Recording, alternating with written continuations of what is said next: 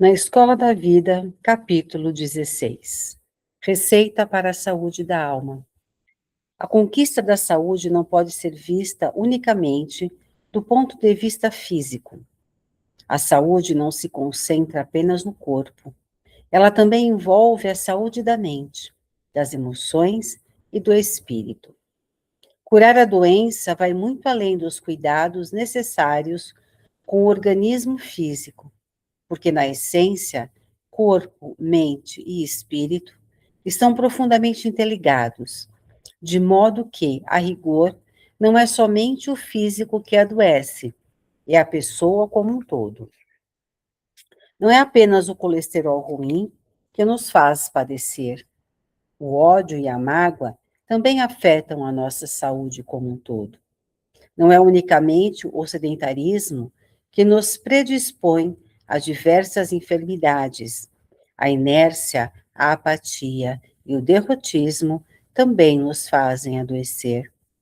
Não são meramente o tabagismo e o alcoolismo que prejudicam a nossa saúde.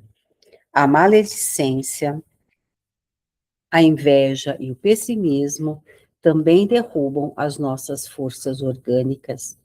Não é simplesmente a má alimentação que ocasiona distúrbios físicos.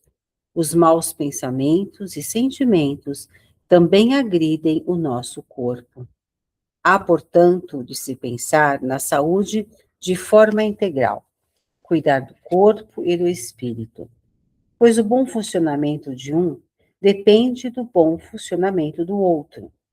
É preciso seguir as orientações médicas para a harmonia do corpo físico e buscar, simultaneamente, a harmonia interior para a saúde do espírito. A oração, o autoconhecimento, o perdão, a bondade, a humildade, a alegria, a vivência do nosso propósito de vida. Todos esses são remédios indispensáveis à saúde da alma e estão disponíveis a qualquer um. Se estivéssemos diante de um médico do espírito, o que você acredita que ele nos receitaria? Vale a pena fazer essa consulta.